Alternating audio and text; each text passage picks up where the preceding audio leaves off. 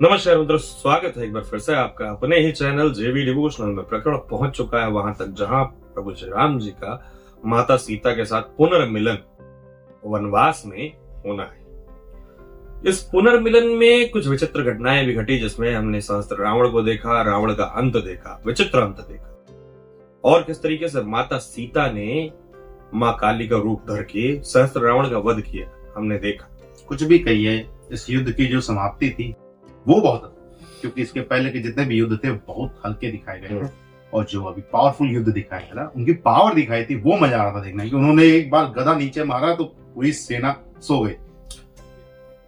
अब बात यह है कि माता कैकसी के मन में बहुत सा विलाप छुपा हुआ है, क्योंकि पूरे वंश का नाश उन्होंने अपनी आंखों के सामने देख लिया। बहुत कुछ करना चाहिए पर कर कुछ ना पाए।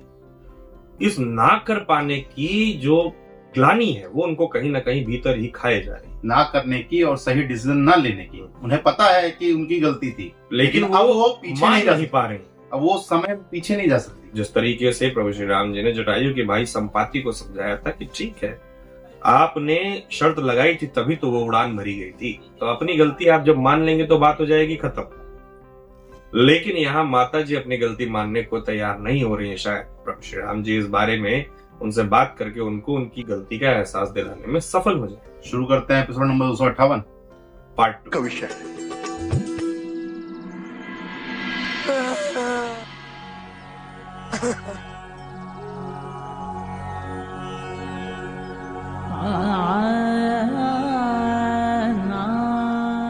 माता,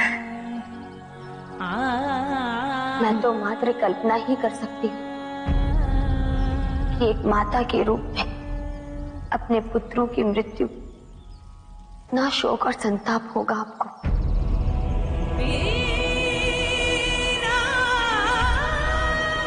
मैंने सब कुछ करने का प्रयास किया और हर बार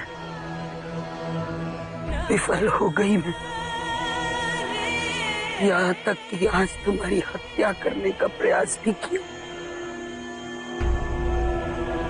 पर असफल रही मैं। मैंने सोचा था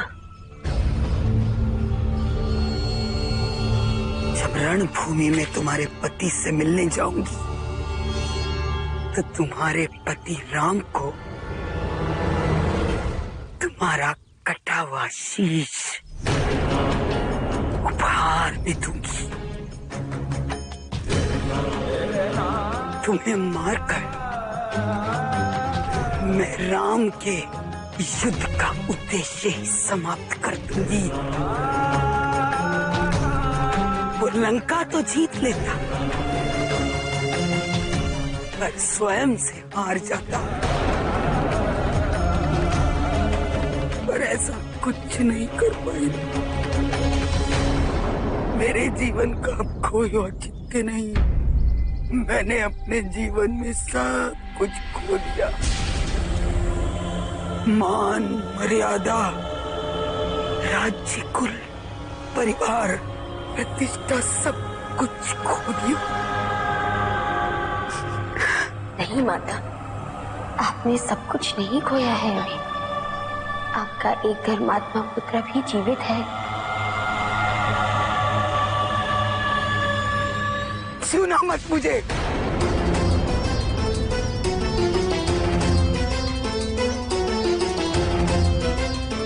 तूने मेरे पुत्र होने का अधिकार खो दिया है विभीषण। नहीं माते, ऐसे मत कही। जब मुझे लंका से निष्कासित किया गया था तब कहां जा सकता था? उस समय क्या कर सकता था? या कुछ भी करने का विकल्प मेरे समक्ष छोड़ा गया था? मुझे तो सभी अधिकारों से वंचित कर दिया गया था। तो क्या प्राण रक्षा के लिए शत्रु की शरण में जाना ही उचित था? हाँ माते, क्योंकि प्रभु श्री राम जैसे धर्मात्मा की शरण में ही मैं अपने धर्म के मार्ग पर चल सकता था, और उनके अतिरिक्त मुझे शरण कौन दे सकता था?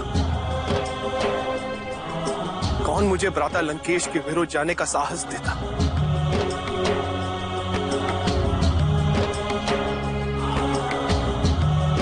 बाकी इस युद्ध में मैंने भी बहुत कुछ खोया है। अब बस माते में मैं आपको नहीं खो सकता। माते, मेरा परित्याग मत कीजिए। मैं आपका पुत्र हूं माते, और आपका पुत्र ही रहूंगा। मैं आपको छोड़कर कहीं नहीं जाने वाला हूं। तेरे ये घड़ियाली आंसू मुझ पर कोई प्रभाव नहीं करेंगे विभीषण।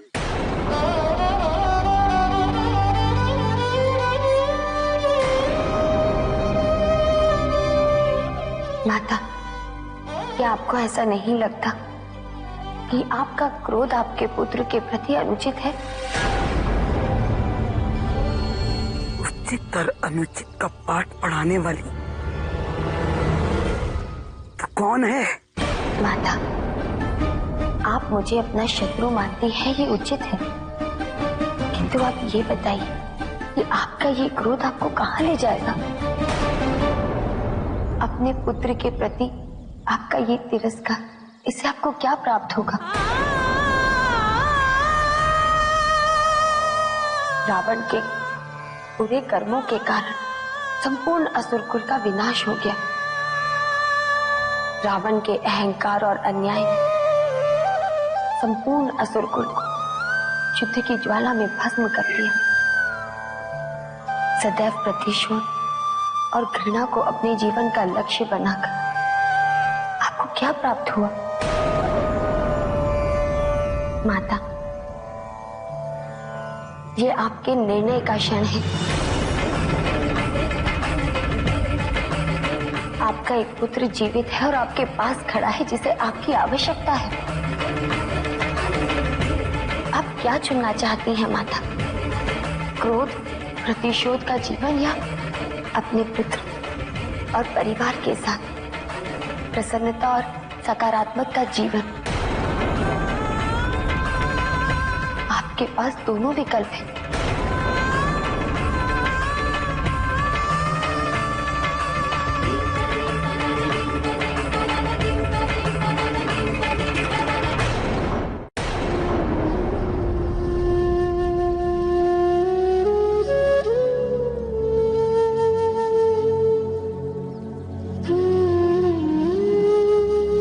मुझे कल राम से मिलना है।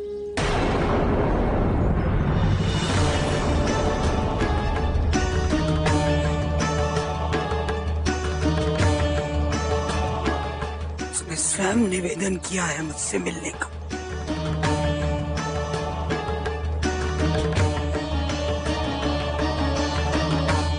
मैं राक्षस कुल में उत्पन्न हुई हूं। प्रतिशोध लेना मेरे जीवन का अभिन्न अंग है। प्रतिशोध के बिना जीवित रहना मेरे आचरण के प्रतिकूल है। जहां तक मेरे प्रतिशोध की बात है, तो प्रतिशोध लेना मेरा स्वभाव है।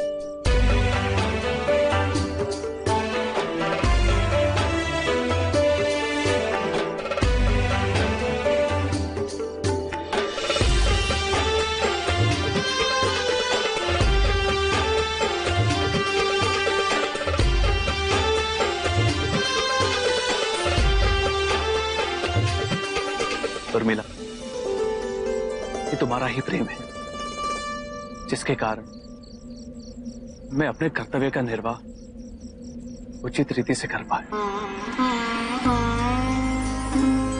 मेरी निद्रा को तुमने स्वयं धारण किया, जिसके कारण मैं अपनी साधना पूर्ण कर पाया। अब तो भैया और भाभी के मिलन का भी समय आ गया है, और हमारे मिलन का समय भी दूर नहीं।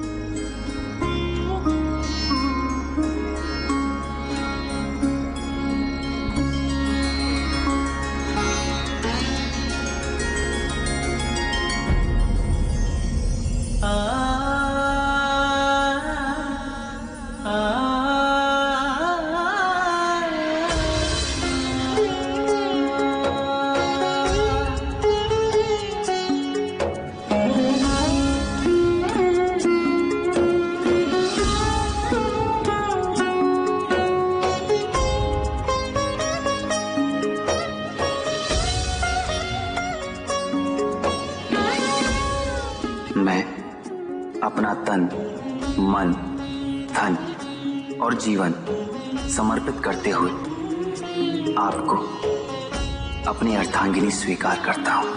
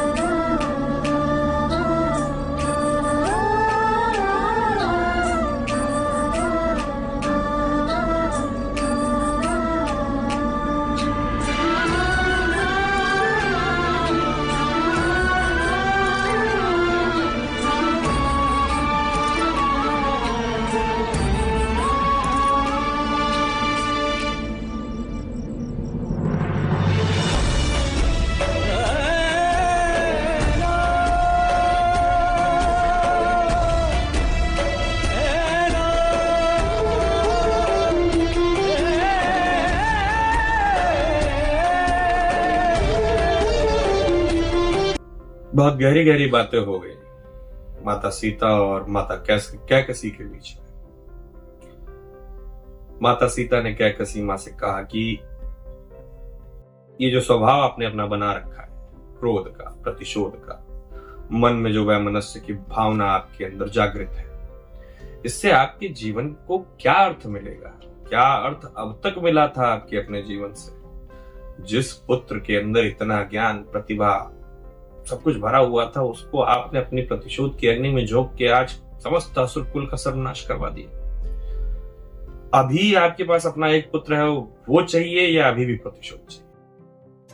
तो शूर्पणखा की बात याद आ गई। जैसे माता ने कहा ना कि ये तो अपना खून में हो जाएगा, इंजेक्टेड है वो, डीएनए। स्वभाव है मेरा, स्वभाव है प्रतिशोध लेने का मेरा, वो नहीं बदल सकता। श्री राम ने बुलाया है, मैं जाऊंगी। प्रतिशोध की भावना है मेरे मन तो कर रहा था कि गर्दनिया काट के लेके जाऊंगी, गिफ्ट ले लूं, लेकिन क्या करूं, वो भी नहीं कर पाई। लगता है मेरे किस्मत में जो है असफलता ने एकदम खूंटा गाड़ लिया है। जो कार्य करने जाती है विफल वही गलत हो जाता है, वही खत्म ही हो जाता है। मतलब रावण को मैंने सोचा युद्ध जीत जाएगा, मर गया। सहस्त्र रावण को पैदा किया कि सोचा विजय हो जाएगा, वो भी खत्म हो गया। तुमको मारने आई, तुम भी बच गई, ये भी बच गई। अब वो श्री राम जी के पास जाएंगी, एक बार और अटेम्प्ट करना है मुझे। अब खत्म होगा, इनका प्रतिशोध खत्म होगा, इनके मन के वैमनस्य खत्म होगा, इनके मन की ग्लानि खत्म होगी, मन का मैल मिट जाएगा। क्या परिवार में केवल 2 लोग बचे हैं, मतलब जो इनसे जने हैं उनमें केवल 2 लोग बचे, शूर्पणखा, विभीषण। शूर्पणखा का कुछ अता पता नहीं, विभीषण को कोई मानने को तैयार नहीं।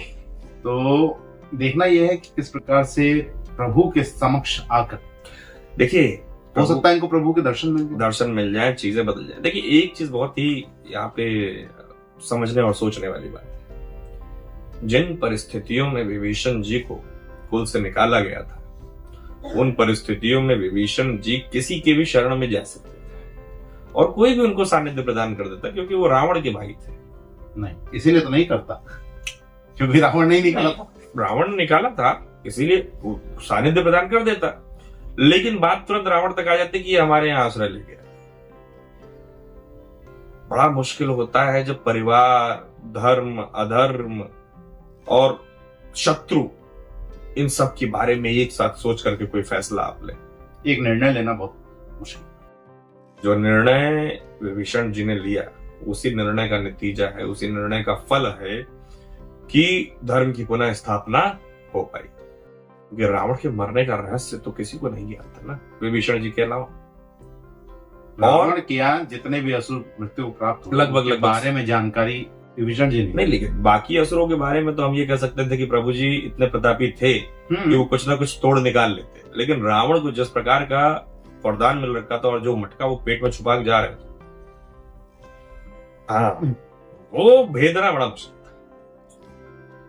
और जिस तरीके से आपने देखा भी रावण का अंत होते हुए, किस तरीके से प्रभु राम जी अपोजिट डायरेक्शन में भागे, फिर उन्होंने पलट के एक तीर खपाक से मारा कि हाथ आर पार हो जाए, पता न चले, पलक पीठ ना मुड़ जाए। पलक झपकते ही उन्होंने वो तीर मारा और वो जाकर के नाभि के आर पार गला फूट गया पाप का। चलिए, फिलहाल बहुत कुछ बहुत बीता ही इन एपिसोडों इमोशनल में। सीन दिखाए गए। प्रभु श्री राम जी और माता सीता की जो एक्सप्रेशन थे जो चेहरे पे, बहुत ही अच्छे थे। अभी देखते हैं, ये उनकी इमेजिनेशन है, इतना तो पता चल ही गया। हाँ। आगे के प्रकरण किस प्रकार से होंगे, क्या होगा, किस प्रकार से ये अयोध्या वापस पहुंचेंगे, भरत से मुलाकात, हाँ, भरत जी से मुलाकात होगी, किस तरीके से हनुमान जी, सब कुछ क्या होता है, ये सब देखने के लिए हमें चलना पड़ेगा आगे के एपिसोड में। फिलहाल इस एपिसोड को करना होगा यही समाप्त। शीघ्र ही मिलेंगे नए के साथ, तब तक के लिए राधे राधे।